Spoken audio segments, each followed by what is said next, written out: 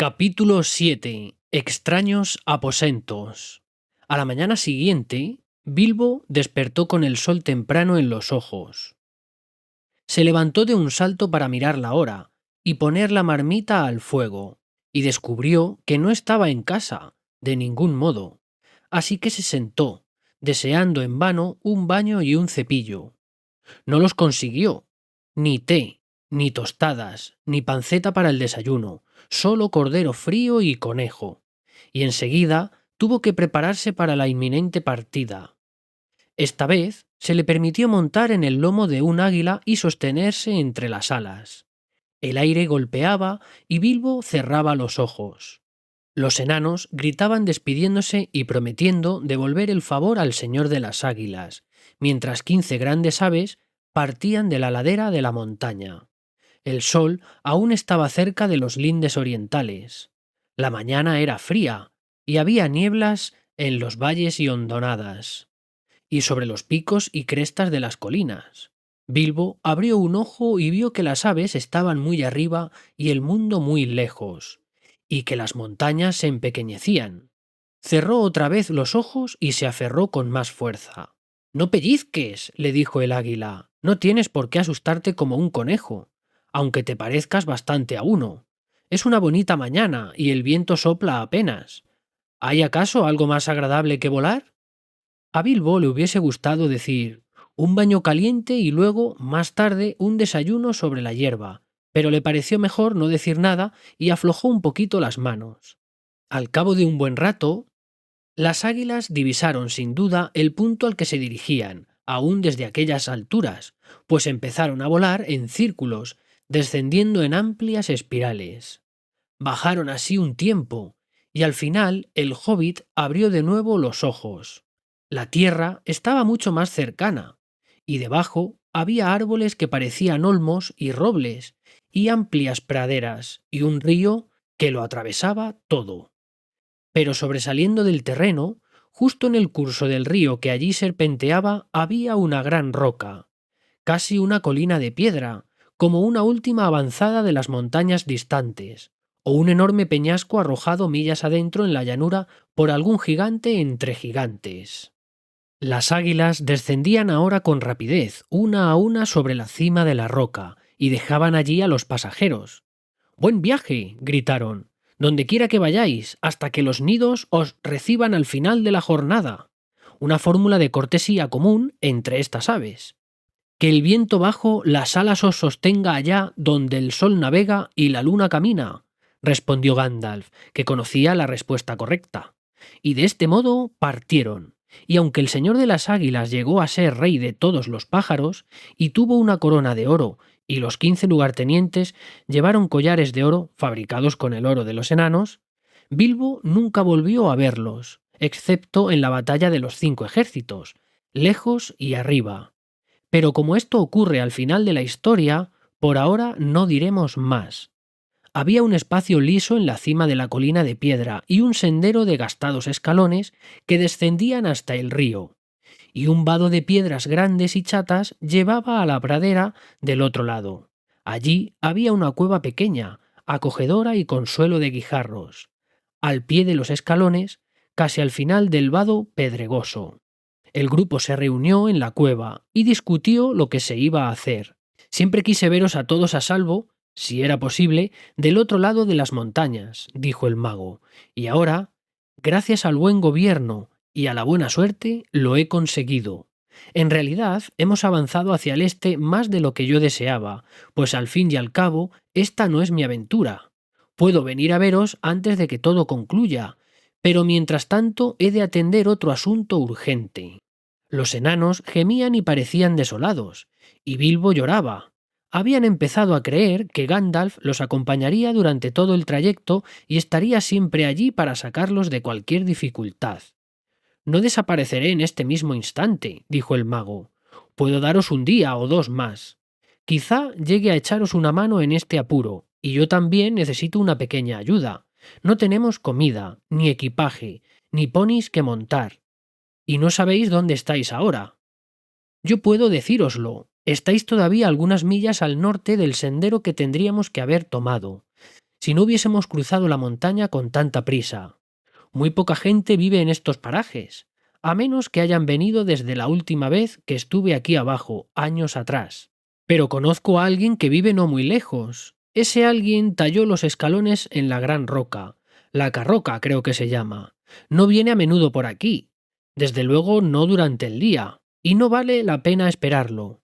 A decir verdad, sería muy peligroso hacerlo. Ahora tenemos que salir y encontrarlo. Y si todo va bien en dicho encuentro, creo que partiré y os desearé como las águilas. Buen viaje a donde quiera que vayáis. Le pidieron que no los dejase. Le ofrecieron oro del dragón y plata y joyas, pero el mago no se inmutó. nos veremos, dijo, y creo que ya me he ganado algo de ese oro del dragón, cuando le echéis mano. Los enanos dejaron entonces de suplicar.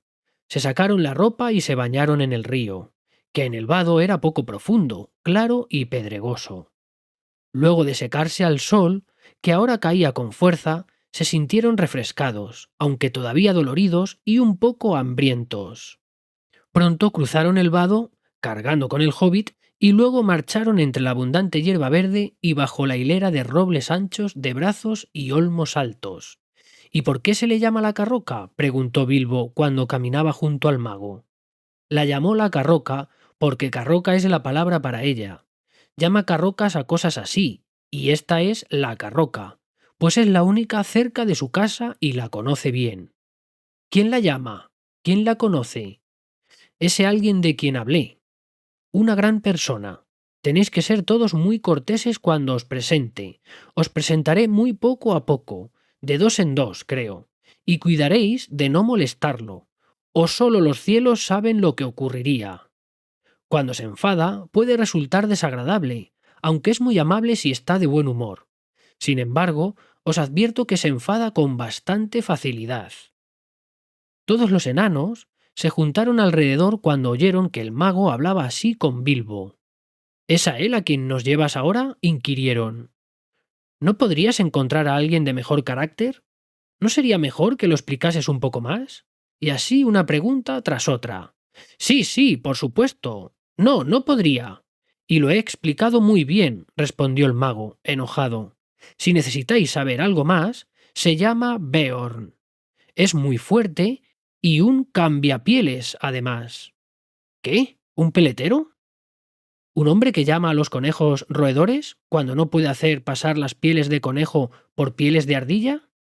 Preguntó Bilbo. ¡Cielos! No, no, no, no, no, no, dijo Gandalf. No seas estúpido, señor Bolsón. Si puedes evitarlo, y en nombre de toda maravilla haz el favor de no mencionar la palabra peletero mientras te encuentras en un área de 100 millas a la redonda de su casa. Ni alfombra, ni capa, ni estola, ni manguito, ni cualquier otra palabra tan funesta. Él es un cambiapieles, cambia de piel. Unas veces es un enorme oso negro, otras un hombre vigoroso y corpulento de pelo oscuro, con grandes brazos y luenga barba. No puedo deciros mucho más, aunque eso tendría que bastaros.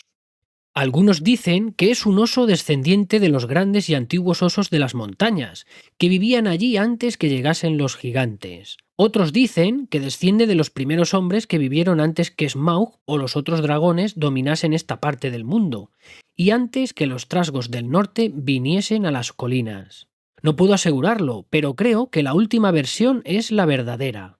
A él no le gustan los interrogatorios. De todos modos, no está bajo ningún encantamiento que no sea el propio. Vive en un robledal y tiene una gran casa de madera, y como hombre cría ganado y caballos casi tan maravillosos como él mismo.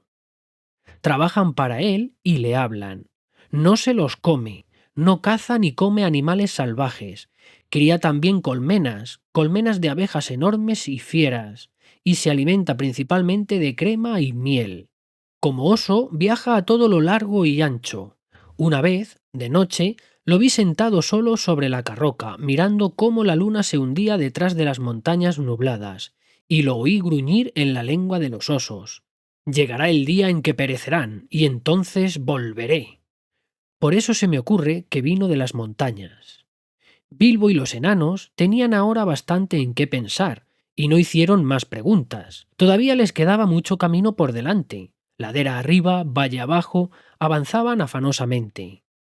Hacía cada vez más calor.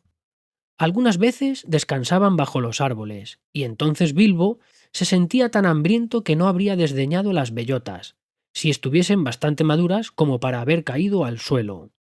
Ya mediaba la tarde cuando entraron en unas extensas zonas de flores, todas de la misma especie, y que crecían juntas, como plantadas. Sobre todo abundaba el trébol, unas ondulantes parcelas de tréboles rosados y purpúreos, y amplias extensiones de trébol dulce, blanco y pequeño, con olor a miel. Había un zumbido y un murmullo y un runrún en el aire. Las abejas andaban atareadas de un lado para otro. ¡Y vaya abejas! Bilbo nunca había visto nada parecido. Si una llegase a picarme, se dijo, me hincharía hasta el doble de mi tamaño. Eran más corpulentas que avispones. Los zánganos, bastante más grandes que vuestros pulgares, llevaban bandas amarillas que brillaban como oro ardiente en el negro intenso de los cuerpos. Nos acercamos, dijo Gandalf. Estamos en los lindes de los campos de abejas. Al cabo de un rato, llegaron a un terreno poblado de robles, altos y muy viejos, y luego a un crecido seto de espinos, que no dejaba ver nada, ni era posible atravesar. Es mejor que esperéis aquí, dijo el mago a los enanos, y cuando grite o silbe, seguidme, pues ya veréis el camino que tomo, pero venid solo en parejas, tenedlo en cuenta, unos 5 minutos entre cada pareja. Bombur es más grueso y valdrá por 2, mejor que venga solo y último. Vamos, señor Bolsón, hay una cancela por aquí cerca en alguna parte. Y con eso se fue caminando a lo largo del seto, llevando consigo al hobbit aterrorizado. Pronto llegaron a una cancela de madera, alta y ancha, y desde allí, a lo lejos, podían ver jardines y un grupo de edificios de madera, algunos con techo de paja y paredes de leños informes. Graneros, establos y una casa grande y de techo bajo, todo de madera. Dentro, al fondo del gran seto, había hileras e hileras de colmenas con cubiertas acampanadas de paja. El ruido de las abejas gigantes que volaban de un lado a otro y pululaban dentro y fuera colmaba el aire. El mago y el hobbit empujaron la cancela pesada y crujiente y descendieron por un sendero ancho hacia la casa. Algunos caballos muy lustrosos y bien almohazados trotaban pradera arriba y los observaban con expresión inteligente. Después fueron al galope hacia los edificios. Han ido a comunicarle la llegada de forasteros, dijo Gandalf. Pronto entraron en un patio, 3 de cuyas paredes estaban formadas por la casa de madera y las 2 largas salas. En medio había un grueso tronco de roble, con muchas ramas desmochadas al lado. Cerca, de pie, los esperaba un hombre enorme de barba espesa y pelinegro, con brazos y piernas desnudos, de músculos abultados. Vestía una túnica de lana que le caía hasta las rodillas, y se apoyaba en una gran hacha. Los caballos pegaban los morros al hombro del gigante. «¡Uf! Aquí están», dijo a los caballos. «No parecen peligrosos. Podéis iros». Rió con una risa atronadora, bajo el hacha, y se adelantó. «¿Quiénes sois y qué queréis?», preguntó malhumorado, de pie delante de ellos y encumbrándose por encima de Gandalf. En cuanto a Bilbo, bien podía haber trotado por entre las piernas del hombre sin necesitar agachar la cabeza para no rozarle el borde de la túnica marrón. «Soy Gandalf», dijo el mago. «Nunca he oído hablar de él», gruñó el hombre. «¿Y qué es este pequeñajo?», dijo, y se inclinó y miró al hobbit, frunciendo las cejas negras y espesas. «Este es el señor Bolsón, un hobbit de buena familia y reputación impecable», dijo Gandalf. Bilbo hizo una reverencia. No tenía sombrero que quitarse y se sentía molesto pensando que le faltaban algunos botones. «Yo soy un mago», continuó Gandalf. «He oído hablar de ti, aunque tú no de mí, pero quizás algo sepas de mi buen primo Radagast, que vive cerca de la frontera meridional del Bosque Negro». «Sí, no es un mal hombre, tal como andan hoy los magos, creo. Solía verlo con bastante frecuencia», dijo Beorn. «Bien, ahora sé quién eres, o quién dices que eres. ¿Qué deseas?» «Para serte sincero, hemos perdido el equipaje y casi el camino, y necesitamos ayuda, o al menos consejo. Diría que hemos pasado un rato bastante malo con los trasgos, allá en las montañas. ¿Trasgos? Dijo el hombrón menos malhumorado. Ajá, así que habéis tenido problemas con ellos. ¿Para qué os acercasteis a esos trasgos? No pretendíamos hacerlo. Nos sorprendieron de noche en un paso por el que teníamos que cruzar. Estábamos saliendo de los territorios del oeste, y llegando aquí... Es una larga historia. Entonces será mejor que entréis y me contéis algo de eso, si no os lleva todo el día, dijo el hombre, volviéndose hacia una puerta oscura que daba al patio y al interior de la casa. Siguiéndolo, se encontraron en una sala espaciosa con una chimenea en el medio. Aunque era verano, había troncos quemándose, y el humo se elevaba hasta las vigas ennegrecidas y salía a través de una abertura en el techo. Cruzaron esta sala mortecina, solo iluminada por el fuego y el orificio de arriba, y entraron por otra puerta más pequeña en una especie de veranda sostenida por unos postes de madera, que eran simples troncos de árbol. Estaba orientada al sur, y todavía se sentía el calor y la luz del sol poniente que se deslizaba dentro y caía en destellos dorados sobre el jardín florecido, que llegaba al pie de los escalones. Allí se sentaron en bancos de madera mientras Gandalf comenzaba la historia. Bilbo balanceaba las piernas colgantes y contemplaba las flores del jardín, preguntándose qué nombres tendrían. Nunca había visto antes ni la mitad de ellas. Venía yo por las montañas con un amigo o dos, dijo el mago. ¿O dos? Solo puedo ver uno, y en verdad bastante pequeño, dijo Beorn. Bien, para serte sincero, no quería molestarte con todos nosotros hasta averiguar si estabas ocupado. Haré una llamada, si me permites. Vamos, llama. De modo que Gandalf dio un largo y penetrante silbido, y al momento aparecieron Thorin y Dori, rodeando la casa por el sendero del jardín. Al llegar, saludaron con una reverencia. «Uno o tres, querías decir, ya veo», dijo Beorn. «Pero estos no son hobbits, son enanos». Thorin escudo de roble a vuestro servicio. Dori a vuestro servicio, dijeron los dos enanos volviendo a hacer grandes reverencias. No necesito vuestro servicio, gracias, dijo Beorn, pero espero que vosotros necesitéis el mío.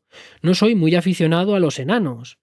Pero si es verdad que eres Thorin, hijo de Thrain, hijo de Thror, creo, y que tu compañero es respetable, y que sois enemigos de los trasgos y que no habéis venido a mis tierras con fines malvados, por cierto, ¿a qué habéis venido?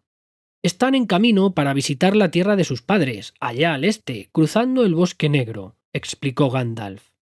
Y solo por mero accidente nos encontramos aquí, en tus tierras. Atravesábamos el desfiladero alto que podría habernos llevado al camino del sur, cuando fuimos atacados por unos trasgos malvados, como estaba a punto de decirte. Sigue contando entonces, dijo Beorn, que nunca era muy cortés. Hubo una terrible tormenta. Los gigantes de piedra estaban fuera lanzando rocas, y al final del desfiladero nos refugiamos en una cueva, el hobbit, yo y varios de nuestros compañeros. ¿Llamas varios a dos? Bien, no, en realidad había más de dos. ¿Dónde están? ¿Muertos? ¿Devorados? ¿De vuelta en casa? Bien, no. Parece que no vinieron todos cuando silbé. Tímidos, supongo. ¿Ves? Me temo que seamos demasiados para hacerte perder el tiempo. Vamos, silba otra vez. Parece que reuniré aquí a todo un grupo, y uno o dos no hacen mucha diferencia, refunfuñó Beorn. Gandalf silbó de nuevo, pero Nori y Ori estaban allí antes de que hubiese dejado de llamar, porque, si lo recordáis, Gandalf les había dicho que viniesen por parejas de 5 en 5 minutos. «Hola», dijo Beorn. «Habéis venido muy rápido. ¿Dónde estabais escondidos? Acercaos, muñecos de resorte». «Nori a vuestro servicio, Ori a...» empezaron a decir los enanos, pero Beorn los interrumpió. «Gracias. Cuando necesite vuestra ayuda os la pediré. Sentaos y sigamos con la historia o será hora de cenar antes de que acabe». Tan pronto como estuvimos dormidos, continuó Gandalf, una grieta se abrió en el fondo de la caverna. Unos trasgos saltaron y capturaron al hobbit, a los enanos y nuestra recua de ponis. ¿Recua de ponis? ¿Qué erais? ¿Un circo ambulante? ¿O transportabais montones de mercancías? ¿O siempre llamáis recua a 6? Oh, no, en realidad había más de 6 ponis, pues éramos más de 6. Y bien, aquí hay 2 más. Justo en ese momento aparecieron Balin y Dwalin, y se inclinaron tanto que barrieron con las barbas el piso de piedra. El hombrón frunció el entrecejo al principio, pero los enanos se esforzaron en parecer terriblemente corteses y siguieron moviendo la cabeza, inclinándose, haciendo reverencias y agitando los capuchones delante de las rodillas, al auténtico estilo enano, hasta que Beorn no pudo más y estalló en una risa sofocada. ¿Parecían tan cómicos? Recua era lo correcto, dijo. Una fabulosa recua de cómicos. Entrad, mis alegres hombrecitos. ¿Y cuáles son vuestros nombres? No necesito que me sirváis ahora mismo, solo vuestros nombres. Sentaos de una vez y dejad de menearos. Balin y Dwalin, dijeron, no atreviéndose a mostrarse ofendidos, y se sentaron dejándose caer pesadamente al suelo, un tanto estupefactos. Ahora continuemos, dijo Beorn a Gandalf. ¿Dónde estaba? Ah, sí. A mí no me atraparon. Maté un trasgo o dos con un relámpago. Bien, gruñó Beorn. De algo vale ser mago entonces. Y me deslicé por las grietas antes que se cerrase. Seguí bajando hasta la sala principal, que estaba atestada de trasgos. El gran trasgo se encontraba allí con 30 o 40 guardias. Pensé para mí que aunque no estuviesen encadenados todos juntos, ¿qué podía hacer una docena contra toda una multitud? ¿Una docena? Nunca había oído que 8 es una docena. ¿O es que todavía tienes más muñecos de resorte que no han salido de sus cajas? Bien, sí, me parece que ahora hay una pareja más por aquí cerca. Fili y Kili, creo, dijo Gandalf cuando estos aparecieron sonriendo y haciendo reverencias. Es suficiente, interrumpió Beorn. Sentaos y estáos quietos. Prosigue, Gandalf. Gandalf siguió con su historia hasta que llegó a la pelea en la oscuridad, el descubrimiento de la puerta más baja y el pánico que sintieron todos al advertir que el señor Bilbo Bolsón no estaba con ellos. Nos contamos y vimos que no había allí ningún hobbit. Solo quedábamos 14. ¡14! Esta es la primera vez que si a 10 le quitas uno, quedan 14. ¿Quieres decir 9 o aún no me has dicho todos los nombres de tu grupo? Bien, desde luego todavía no has visto a Oin y a Gloin. Y mira, aquí están. Espero que los perdones por molestarte. Oh, deja que vengan todos. Daos prisa. Acercaos vosotros dos y sentaos. Pero mira, Gandalf, aún ahora estáis solo tú y los enanos y el hobbit que se había perdido.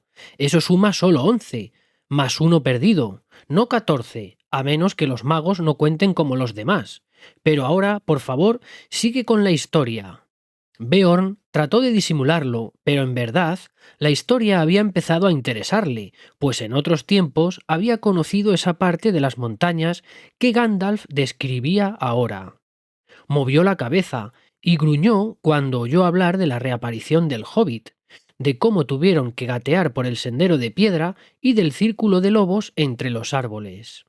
Cuando Gandalf contó cómo treparon a los árboles con todos los lobos debajo, Beorn se levantó, dio unas zancadas y murmuró: «Ojalá hubiese estado allí, les habría dado algo más que fuegos artificiales».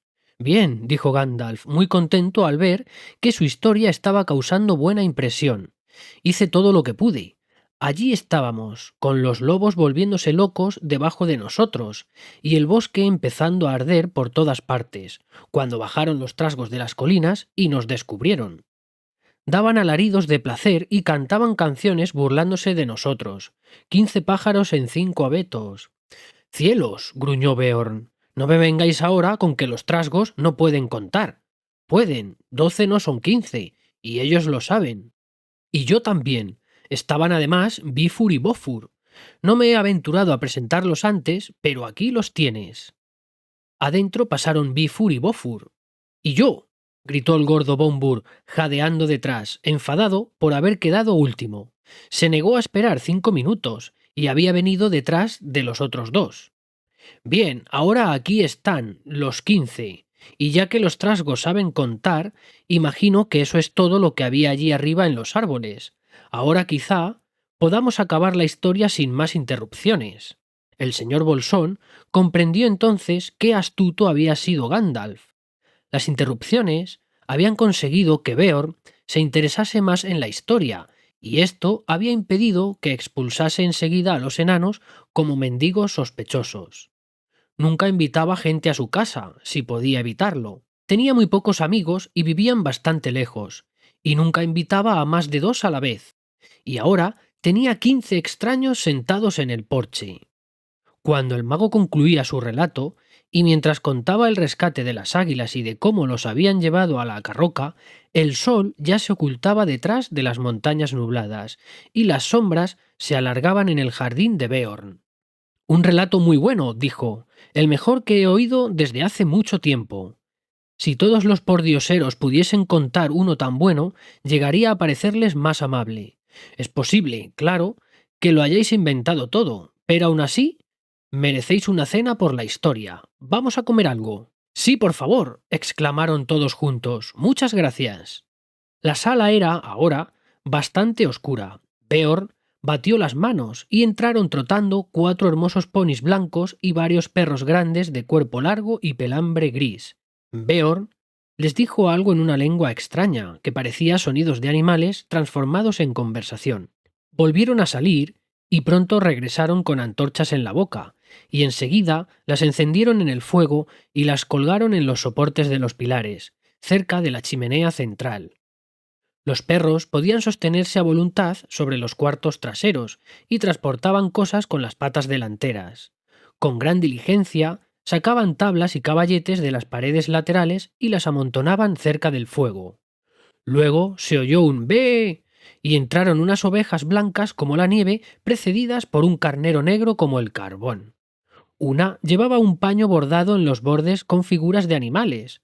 Otras sostenían sobre los lomos bandejas con cuencos, fuentes, cuchillos y cucharas de madera, que los perros cogían y dejaban rápidamente sobre las mesas de caballete. Estas eran muy bajas, tanto que Bilbo podía sentarse con comodidad. Junto a él, un pony empujaba 2 bancos de asientos bajos y corredizos, con patas pequeñas, gruesas y cortas, para Gandalf y Thorin, mientras que al otro extremo ponían la gran silla negra de Beorn del mismo estilo, en la que se sentaba con las enormes piernas estiradas bajo la mesa. Estas eran todas las sillas que tenía en la sala, y quizá tan bajas como las mesas para conveniencia de los maravillosos animales que le servían. ¿En dónde se sentaban los demás? No los había olvidado. Los otros ponis entraron haciendo rodar unas secciones cónicas de troncos alisadas y pulidas, y bajas aún para Bilbo, y muy pronto todos estuvieron sentados a la mesa de Beorn. La sala no había visto una reunión semejante desde hacía muchos años. Allí merendaron o cenaron, como no lo habían hecho desde que dejaron la última morada en el oeste y dijeron adiós a Elrond. La luz de las antorchas y el fuego titilaban alrededor, y sobre la mesa había 2 velas altas de cera roja de abeja. Todo el tiempo, mientras comían, Beorn, con una voz profunda y atronadora, contaba historias de las tierras salvajes de aquel lado de la montaña, y especialmente del oscuro y peligroso bosque que se extendía ante ellos de norte a sur, a un día de cabalgata. Por no hablar del este, el terrible bosque denominado el Bosque Negro. Los enanos escuchaban y se mesaban las barbas, pues pronto tendrían que aventurarse en ese bosque, y después de las montañas, el bosque era el peor de los peligros, antes de llegar a la fortaleza del dragón. Cuando la cena terminó, se pusieron a contar historias de su propia cosecha, pero Beorn parecía bastante amodorrado y no ponía mucha atención. Hablaban sobre todo de oro, platas y joyas, y de trabajos de orfebrería, y a Beorn no le interesaban esas cosas. No había nada de oro ni de plata en la sala, y pocos objetos, excepto los cuchillos, eran de metal. Estuvieron largo rato de sobremesa bebiendo hidromiel en cuencos de madera. Fuera se extendía la noche oscura. Los fuegos en medio de la sala eran alimentados con nuevos leños. Las antorchas se apagaron y se sentaron tranquilos a la luz de las llamas danzantes, con los pilares de la casa altos a sus espaldas, y oscuros como copas de árboles en la parte superior. Fuese magia o no, a Bilbo le pareció oír un sonido como de viento sobre las ramas, que golpeaban el techo, y el ulular de unos tubos. Al poco rato empezó a cabecear, y las voces parecían venir de muy lejos, hasta que despertó con un sobresalto. La gran puerta había rechinado, y enseguida se cerró de golpe. Beorn había salido. Los enanos estaban aún sentados en el suelo, alrededor del fuego, con las piernas cruzadas. De pronto se pusieron a cantar. Algunos de los versos eran como estos, aunque hubo muchos, y el canto siguió durante largo rato. El viento soplaba en el brezal agostado, pero no se movía una hoja en el bosque. Allí estaban las sombras día y noche, y criaturas oscuras reptaban en silencio. El viento bajaba de las montañas frías, y como una marea rugía y rodaba. Las ramas crujían, el bosque gemía, y allí se amontonaba la hojarasca.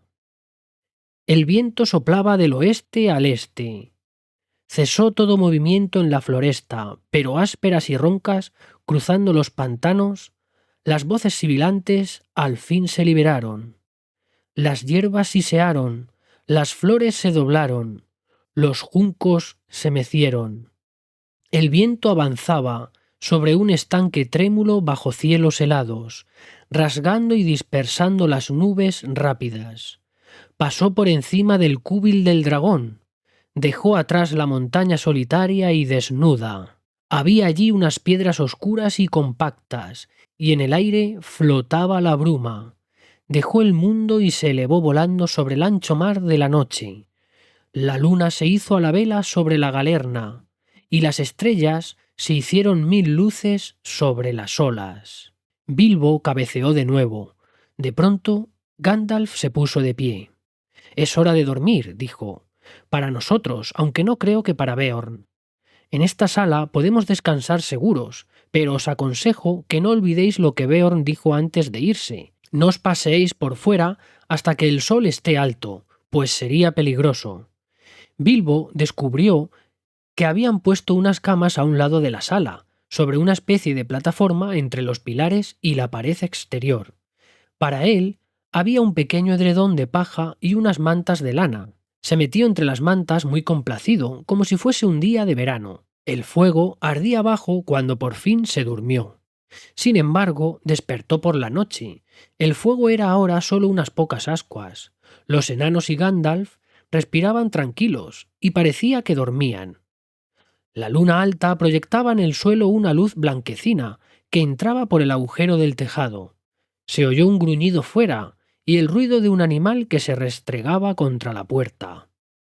Bilbo se preguntaba qué sería, y si podría ser Beorn en forma encantada, y si entraría como un oso para matarlos. Se hundió bajo las mantas y escondió la cabeza, y de nuevo se quedó dormido, a pesar de todos sus miedos. Era ya avanzada la mañana cuando despertó. Uno de los enanos se había caído encima de él en las sombras y había rodado desde la plataforma al suelo con un fuerte topetazo. Era Bofur, quien se quejaba cuando Bilbo abrió los ojos. «Levántate, Gandul», le dijo Bofur, «o no habrá ningún desayuno para ti». Bilbo se puso de pie de un salto. «¡Desayuno!», gritó. «¿Dónde está el desayuno?» «La mayor parte dentro de nosotros», respondieron los otros enanos que se paseaban por la sala, «y el resto en la veranda. Hemos estado buscando a Beorn desde que amaneció, pero no hay señales de él por ninguna parte, aunque encontramos el desayuno servido tan pronto como salimos». «¿Dónde está Gandalf?», preguntó Bilbo, partiendo a toda prisa en busca de algo que comer. «Bien», le dijeron, «fuera, quizá, por algún lado».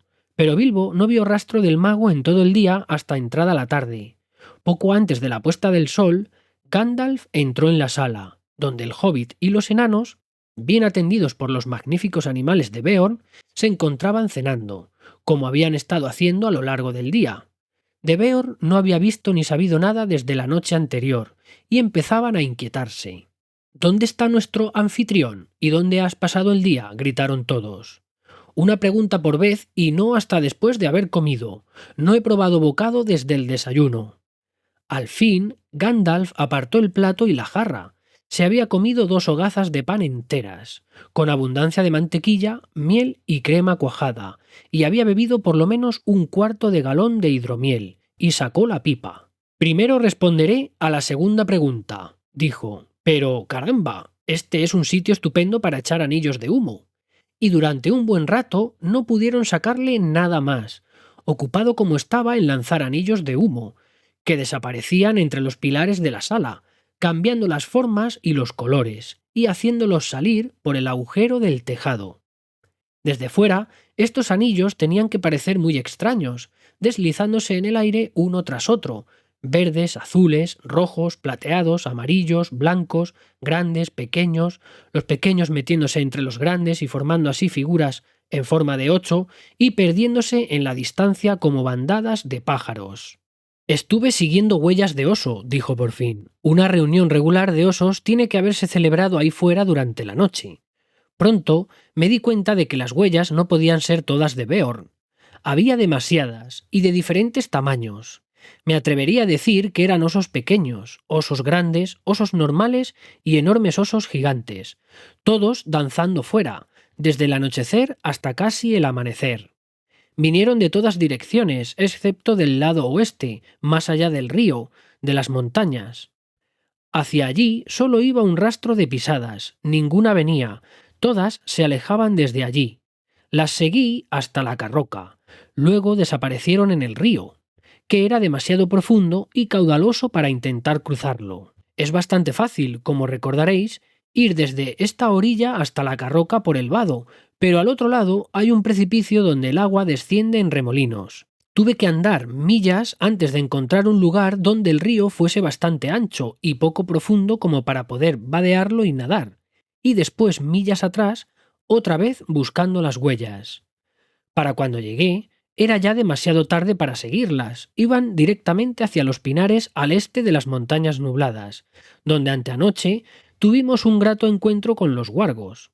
Y ahora creo que he respondido además a vuestra primera pregunta, concluyó Gandalf, y se sentó largo rato en silencio. Bilbo pensó que sabía lo que el mago quería decir. ¿Qué haremos? Gritó. Si atrae hasta aquí a todos los huargos y trasgos. Nos atraparán a todos y nos matarán. Creí que habías dicho que no era amigo de ellos. Sí, lo dije, y no seas estúpido. Sería mejor que te fueses a la cama. Se te ha embotado el juicio. El hobbit se quedó bastante aplastado, y como no parecía haber otra cosa que hacer, se fue realmente a la cama. Mientras los enanos seguían cantando, se durmió otra vez, devanándose todavía la cabecita a propósito de Beorn, hasta que soñó con cientos de osos negros que danzaban en círculos lentos y graves, fuera en el patio a la luz de la luna. Entonces despertó, cuando todo el mundo estaba dormido, y oyó los mismos rasguños, gangueos, pisadas y gruñidos de antes. A la mañana siguiente, el propio Beorn los despertó a todos. «Así que todavía seguís aquí», dijo. Alzó al hobbit y se rió. «Por lo que veo, aún no te han devorado los guargos y los trasgos o los malvados osos». Y apretó el dedo contra el chaleco del señor Bolsón sin ninguna cortesía. «El conejito se está poniendo otra vez de lo más relleno y saludable con la ayuda de pan y miel», rió entre dientes. «Ven y toma algo más». Así que todos se fueron a desayunar. Beorn parecía cambiado y bien dispuesto, y en verdad estaba de muy buen humor, e hizo que todos se rieran con sus divertidas historias. No tuvieron que preguntarse por mucho tiempo dónde había estado o por qué era tan amable con ellos, pues él mismo lo explicó. Había ido al otro lado del río adentrándose en las montañas, de lo cual podéis deducir que podía trasladarse a gran velocidad en forma de oso, desde luego. Al fin llegó al claro quemado de los lobos, y así descubrió que esa parte de la historia era cierta, pero aún encontró algo más. Había capturado a un huargo y a un trasgo que vagaban por el bosque, y les había sacado algunas noticias. Las patrullas de los huargos buscaban aún a los enanos junto con los trasgos horriblemente enfadados a causa de la muerte del gran trasgo, y porque le habían quemado la nariz al jefe lobo y el fuego del mago había dado muerte a muchos de los principales sirvientes. Todo esto se lo dijeron cuando los obligó a hablar, pero adivinó que se tramaba algo todavía peor, y que el grueso del ejército de los trasgos y los lobos podía irrumpir pronto en las tierras ensombrecidas por las montañas, en busca de los enanos, o tomar venganza sobre los hombres y criaturas que allí vivían y que quizá estaban encubriéndolos. «Era una buena historia la vuestra», dijo Beorn, «pero ahora que sé que es cierta, me gusta todavía más. Tenéis que perdonarme por no haberos creído. Si vivieseis cerca de los lindes del Bosque Negro, no creeríais a nadie que no conocieseis tan bien como vuestro propio hermano, o mejor. Como veis, únicamente puedo deciros que me he dado prisa en regresar para ver si estabais a salvo y ofreceros mi ayuda. Tendré en mejor opinión a los enanos después de este asunto. Dieron muerte al gran trasgo. Dieron muerte al gran trasgo. Se rió ferozmente entre dientes. ¿Qué habéis hecho con el trasgo y con el guargo? Preguntó Bilbo de repente. Venid y lo veréis, dijo Beorn, y dieron la vuelta a la casa. Una cabeza de trasgo asomaba empalada detrás de la cancela, y un poco más allá se veía una piel de guargo clavada en un árbol.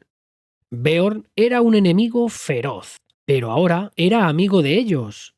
Y Gandalf creyó conveniente contarle la historia completa y la razón del viaje, para obtener así toda la ayuda posible. Esto fue lo que Beorn les prometió. Les conseguiría ponis para cada uno, y a Gandalf un caballo, para el viaje hasta el bosque, y les daría comida suficiente para varias semanas si la administraban con cuidado.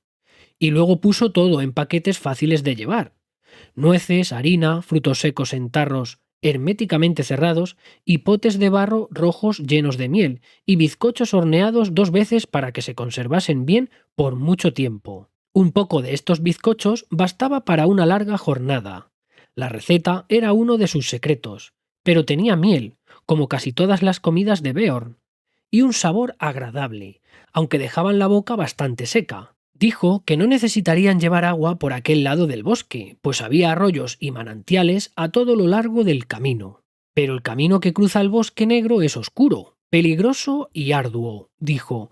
No es fácil encontrar agua allá, ni comida. No es todavía tiempo de nueces, aunque en realidad quizá ya haya pasado cuando lleguéis al otro extremo. Y las nueces son lo único que se puede comer en esos sitios. Las cosas silvestres son allí oscuras, extrañas y salvajes. Os daré odres para el agua, y algunos arcos y flechas, pero no creo que haya nada en el Bosque Negro que sea bueno para comer o beber. Sé que hay un arroyo, negro y caudaloso, que cruza el sendero. No bebáis ni os bañéis en él, pues he oído decir que produce encantamientos, somnolencia y pérdida de la memoria. Y entre las tenebrosas sombras del lugar, no me parece que podáis cazar algo que sea comestible o no comestible, sin extraviaros. Esto tenéis que evitarlo en cualquier circunstancia. No tengo otro consejo para vosotros, más allá del linde del bosque. No puedo ayudaros mucho. Tendréis que depender de la suerte, de vuestro valor y de la comida que os doy. He de pediros que en la cancela del bosque me mandéis de vuelta al caballo y los ponis, pero os deseo que podáis marchar deprisa y mi casa estará abierta siempre para vosotros si alguna vez volvéis por este camino. Le dieron las gracias, por supuesto, con muchas reverencias y movimientos de los capuchones, y con muchos «a vuestro servicio», oh amo de los amplios salones de madera, pero las graves palabras de Beorn los habían desanimado, y todos sintieron que la aventura era mucho más peligrosa de lo que habían pensado antes, ya que de cualquier modo, aunque pasasen todos los peligros del camino, el dragón estaría esperando al final. Toda la mañana estuvieron ocupados con los preparativos. Poco antes del mediodía comieron con Beorn por última vez, y después del almuerzo montaron en los caballos que él les prestó, y despidiéndose una y mil veces, cabalgaron a buen trote dejando atrás la cancela.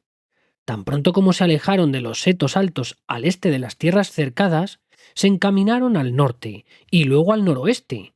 Siguiendo el consejo de Beorn, no marcharon hacia el camino principal del bosque, al sur de aquellas tierras. Si hubiesen ido por el desfiladero, una senda los habría llevado hasta un arroyo que bajaba de las montañas y se unía al río Grande, algunas millas al sur de la Carroca. En ese lugar había un vado profundo que podrían haber cruzado, si hubiesen tenido los ponis, y más allá otra senda llevaba a los bordes del bosque y a la entrada del antiguo camino de la Floresta. Pero Beorn les había advertido que aquel camino era ahora frecuentado por los trasgos, mientras que el verdadero camino del bosque, según había oído decir, estaba cubierto de maleza y abandonado por el extremo oriental, y llevaba además a pantanos impenetrables, donde los senderos se habían perdido hacía mucho tiempo. El paso por el este siempre había quedado demasiado al sur de la montaña solitaria, y desde allí, cuando alcanzaran al otro lado, les hubiera esperado aún una marcha larga y dificultosa hacia el norte. Al norte de la Carroca, los lindes del Bosque Negro estaban más cerca de las orillas del Río Grande, y aunque las montañas se alzaban también no muy lejos, Beorn les aconsejó que tomaran este camino, pues a unos pocos días de cabalgata al norte de la Carroca había un sendero poco conocido que atravesaba el Bosque Negro y llevaba casi directamente a la montaña solitaria. Los trasgos, había dicho Beorn, no se atreverán a cruzar el Río Grande en unas 100 millas al norte de la Carroca, ni tampoco a acercarse a mi casa. Está bien protegida por las noches, pero yo cabalgaría deprisa, porque si ellos emprenden esa aventura, pronto cruzarán el río por el sur y recorrerán todo el linde del bosque con el fin de cortaros el paso, y los guargos corren más que los ponis. En verdad, estaréis a salvo yendo hacia el norte, aunque parezca que así volvéis a las fortalezas, pues eso sería lo que ellos menos esperarían, y tendrían que cabalgar mucho más para alcanzaros. Partid ahora tan rápido como podáis. Eso era por lo que cabalgaban en silencio, galopando por donde el terreno estaba cubierto de hierba y era llano, con las tenebrosas montañas a la izquierda y a lo lejos la línea del río con árboles cada vez más próximos. El sol acababa de girar hacia el oeste cuando partieron, y hasta el atardecer cayó en rayos dorados sobre la tierra de alrededor. Era difícil pensar que unos trasgos los perseguían, y cuando hubo muchas millas entre ellos y la casa de Beorn, se pusieron a charlar y a cantar otra vez, y así olvidaron el oscuro sendero del bosque que tenían delante. Pero al atardecer, cuando cayeron las sombras y los picos de las montañas resplandecieron a la luz del sol poniente, acamparon y montaron guardia, y la mayoría durmió inquieta, con sueños en los que se oían aullidos de lobos que cazaban y alaridos de trasgos. Con todo, la mañana siguiente amaneció otra vez clara y hermosa. Había una neblina blanca y otoñal sobre el suelo, y el aire era helado, pero pronto el sol rojizo se levantó por el este y las neblinas desaparecieron, y cuando las sombras eran todavía largas, reemprendieron la marcha. Así que cabalgaron durante 2 días más, y en todo este tiempo no vieron nada excepto hierba, flores, pájaros y árboles diseminados, y de vez en cuando pequeñas manadas de venados rojos que pacían o estaban echados a la sombra. Alguna vez Bilbo vio cuernos de ciervos que asomaban por entre la larga hierba, y al principio creyó que eran ramas de árboles muertos.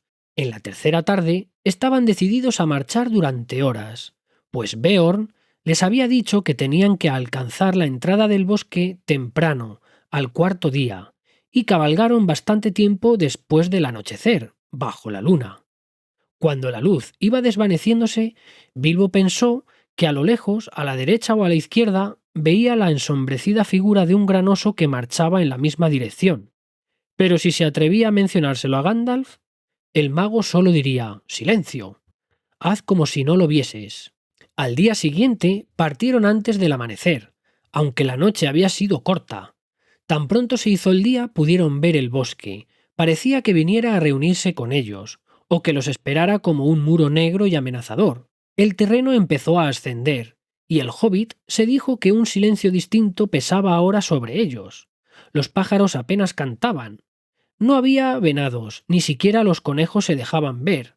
Por la tarde habían alcanzado los límites del bosque negro, y descansaron bajo las ramas enormes que colgaban de los primeros árboles. Los troncos eran nudosos, las ramas retorcidas, las hojas oscuras y largas. La hiedra crecía sobre ellos y se arrastraba por el suelo. «Bien, aquí tenemos el bosque negro», dijo Gandalf, «el bosque más grande del mundo septentrional. Espero que os agrade. Ahora tenéis que enviar de vuelta a estos ponis excelentes que os han prestado». Los enanos quisieron quejarse, pero el mago les dijo que eran unos tontos. «Beorn no está tan lejos como vosotros pensáis, y de cualquier modo será mucho mejor que mantengáis vuestras promesas, pues él es un mal enemigo. Los ojos del señor Bolsón son más penetrantes que los vuestros. Si no habéis visto de noche en la oscuridad a un gran oso que caminaba a la par con nosotros, o se sentaba lejos, a la luz de la luna, observando nuestro campamento, no solo para guiaros y protegeros, sino también para vigilar los ponis.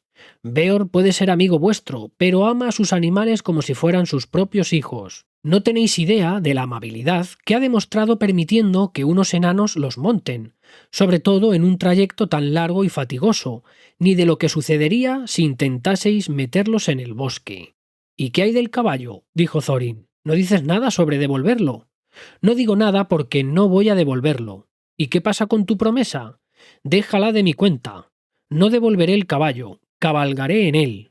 Entonces supieron que Gandalf iba a dejarlos en los mismísimos lindes del Bosque Negro, y se sintieron desesperados. Pero nada de lo que dijesen lo haría cambiar de idea. Todo esto lo hemos tratado ya antes, cuando hicimos un alto en la Carroca, dijo. No vale la pena discutir. Como ya he dicho, tengo un asunto que resolver, lejos al sur, y no puedo perder tiempo con todos vosotros. Quizá volvamos a encontrarnos antes de que esto se acabe, y puede que no. Eso solo depende de vuestra suerte, coraje y buen juicio. Envío al señor Bolsón con vosotros. Ya os he dicho que vale más de lo que creéis, y pronto tendréis la prueba. De modo que alegra esa cara, Bilbo, y no te muestres tan taciturno. Alegraos, Thorin y compañía. Al fin y al cabo, es vuestra expedición. Pensad en el tesoro que os espera al final, y olvidaos del bosque y del dragón.